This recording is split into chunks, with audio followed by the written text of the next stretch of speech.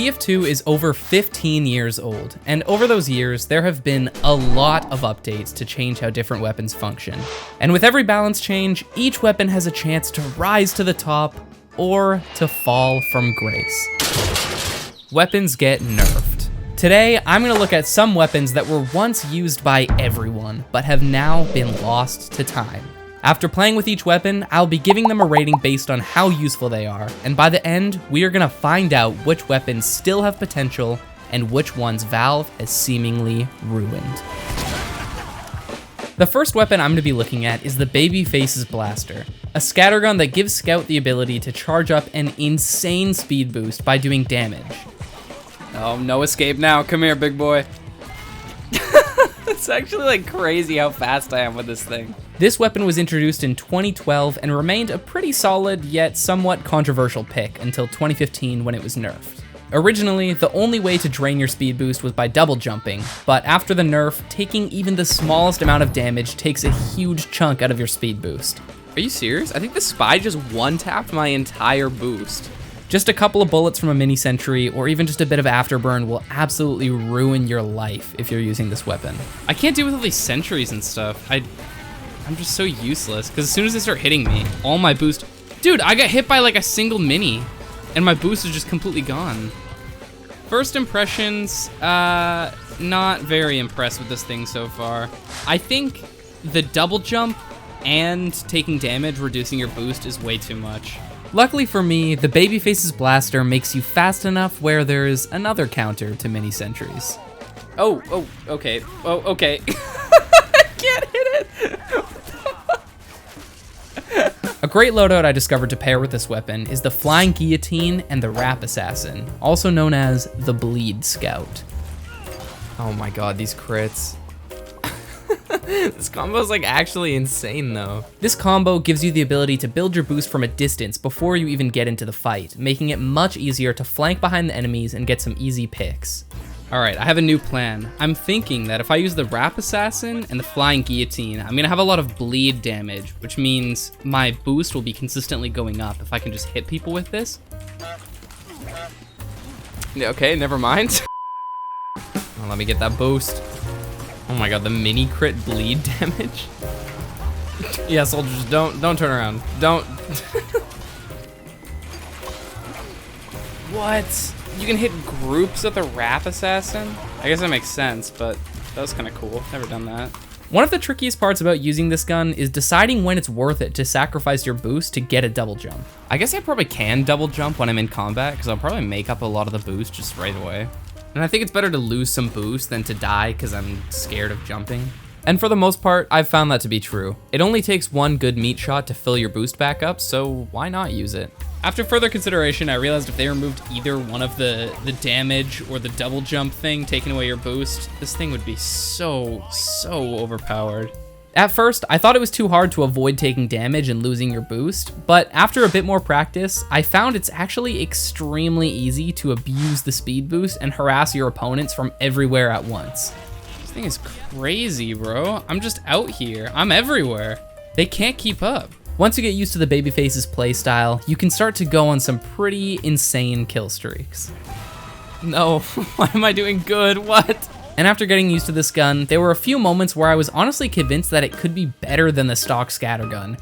But then I was immediately humbled after being reminded that mini sentries still exist. Oh, yep, no, why wouldn't there be a mini and a pyro? I hate this game sometimes. I did have a surprising amount of fun with this gun, but unfortunately, pyros and engineers are in the game, so the highest rating I can give the Babyface's Blaster is a B. The next grave we're digging up today is the Degreaser. Okay, we've got the old Puff and Sting combo. I guess without the extinguisher, so I suppose it's not really Puff and Sting. There's a spy. Oh, look at that. High skill gameplay right there. The Degreaser gives the pyro a faster weapon switch speed in exchange for less damage, which incentivizes combos with other weapons. But unfortunately, I was a little out of practice. What the f was that? Why did it take 10 seconds to shoot my flare? My primary goal for this section was to hit a reflect jump into a cool flare gun or extinguisher combo, the same way you'd see in those old montages. This is it. Oh, shit! I'll work on it. Getting used to the Degreaser was a little tough for me. In 2015, the switch speed and overall damage was nerfed, which led me to stop using it ever since. And here you can see me realize why I normally use the Dragon's Fury. I feel like I'm doing no damage. I hate this thing. I was playing terribly and I wasn't even having a good time, but just when I needed it, a guardian angel came to save the day. Let's play some inspiring music to get us going. He's gonna get me demonetized. He's gonna play copyrighted music. Bobo, I have to mute you. No. Sadly, Bobo would have gotten me in trouble with YouTube, so I had to mute him. Justice for Bobo. I still wasn't really hitting any of my flare combos, but I had a medic uber me, which reminded me how quickly a pyro can just destroy a team with a pocket medic. Oh no, thank you. Can I kill the heavy? Do we believe? Oh shit, I stopped believing. Oh my god, I don't believe. Okay. I also hit this flare shot, which wasn't insanely impressive, but it reminded me how satisfying this loadout can be. Oh my god, that guy got destroyed. So far, I'm actually not having a terrible experience with this weapon. My only concern is I feel like everything that I'm doing, I could probably just be able to do with the normal flamethrower, but it is like really satisfying to use this weapon, so I don't know. I spent some time practicing with the Degreaser, and I had a theory that would help me hit more flare shots. I think one of the most interesting things I learned is not air blasting is actually a lot more effective than air blasting sometimes. Okay, it's like this. Like, I'm gonna burn him and then hit the easy, okay. Okay, burn and then, nope, okay. Okay, burn and then I hit the, oh my god, I missed the stupid fire. I would have had that one. Oh my god, I actually did it. I mean, first try. My theory was not entirely accurate, so for now, my goal was to get more consistent combos with or without air blast. I guess sometimes air blasting is pretty effective though. After a bit more practice, I was starting to get pretty good at hitting quick flare combos. Though the switch speed isn't as good as it used to be, I still found myself performing pretty well, and the damage penalty was negligible in most situations because I was just using flares to do the damage anyway. You will not touch my medic, thank you very much. By now, I was starting to hit some pretty nice air blast kills, and I was actually really enjoying my time with this weapon. Oh my god. But there was still one thing that I had yet to do. The flying pyro combo. But as it turns out, most soldiers don't just brainlessly shoot rockets at every pyro they see. So of course I changed my Steam name to I Want to Reflect Jump. And then finally this one soldier named Silence got the hint. And then we did this. Oh, holy shit. I don't care if you don't think that counts because I am never doing it again. Anyhow, the Degreaser is still very powerful regardless of its past nerfs. And for that, I'm gonna give it an A. Going back over to the Scout, our next fallen soldier was one of my personal favorites, the Sandman.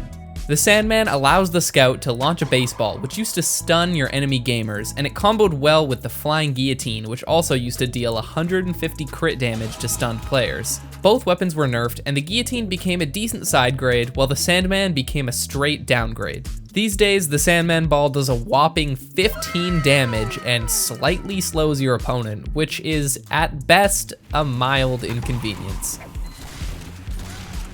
I mean, no, okay, I didn't get him off. Maybe the Sandman probably helped me get closer to that guy, but I think the tricky thing about the Sandman is it's hard to say if it's actually doing anything at all. Like, this could be a good weapon or a bad weapon, but I'm just not really making any use of it, so. In its current state, the Sandman feels very underwhelming, but I did have an idea that could potentially bring it back to life. What if the cleaver would like mini crit people with debuffs? So then the combo's still there, but it's not like super busted. Or imagine if the Sandman ball did knockback. Like, this would be pretty niche, but it could make for some extremely satisfying moments to shut down enemies that are jumping at you. Big hit, but it does nothing anyway, okay? I literally just bonked the soldier on the head and then he just did the jump. Like, what even is the point? This brings us to perhaps the only remaining positive about using this weapon. Bonking heads is really satisfying. Like, what? I feel like the ball is just there because it's funny to bonk someone with it. Like, it doesn't really do anything anymore. It's so useless. Wow, I bonked the medic. Okay, I could have just shot him anyway, I guess, but... The Sandman also has a special sound effect for when you hit someone from a long enough range. This used to indicate a complete stun lock, but now it indicates absolutely nothing. Like, look at this. I hit the heavy from long range, you hear the sound, so you expect something has to happen, right? Wrong. He just fucking waddles away like nothing happened. Like, what is the point of using this? I just hit him with the long range fucking Sandman ball and it did nothing. Oh my god, this weapon is so useless now. Even with other weapons like the Fan of War, I can see how they would be useful, but the Sandman doesn't provide any useful upsides, so I'm gonna have to give it a D. Finally, we have one of the most controversial weapons in TF2, the Ambassador.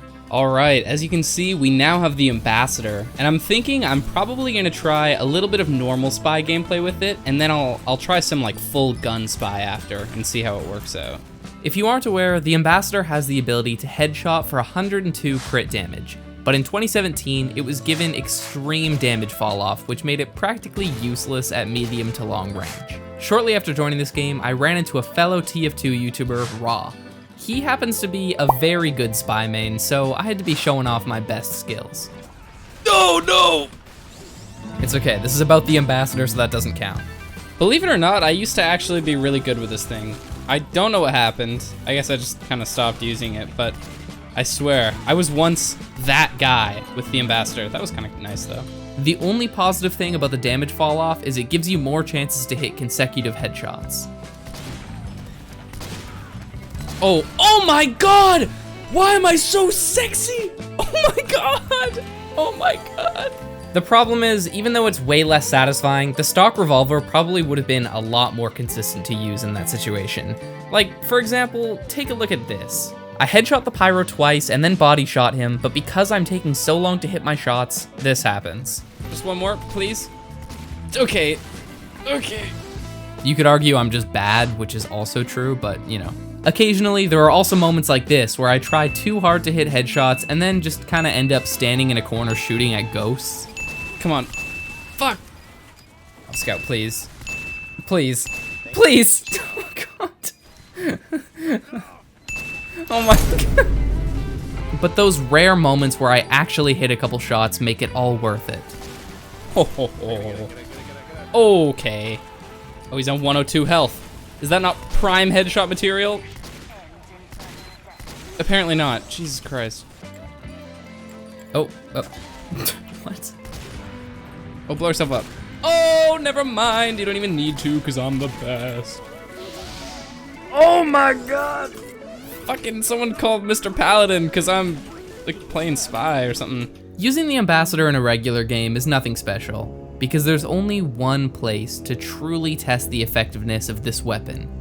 A place that nobody should be. Alright, we're here on Sawmill. We're not in super secret, but we're in A place where nobody should be. ever. And we're using the Ambassador for the gun spy. Unfortunately, this legendary strategy is not nearly as effective when the Ambassador literally just tickles enemies if they're more than like 15 feet away, but you know, my point remains. Considering my terrible aim, I was still having a few cool moments, but unfortunately, finally hitting a headshot was not worth the whiffs because of the intense damage fall off. Okay, I've claimed my corner back. Oh my god, he's coming right to the corner! Don't do it! Oh, he knows. He knows that it's not over. I need to like assert dominance over this area. Oh my, oh my, no, not like this. Okay, we're good. Come on, lads, we gotta take back the corner. Take it. Oh my god, that guy got destroyed. Heavy, you fool. You think it's safe to eat your sandwich here? I can't hit him! Oh my god, that was so embarrassing. As much as it hurts me to say, the Ambassador is no longer the champion that it used to be. And with such insane damage fall off, I'm gonna have to give it a C.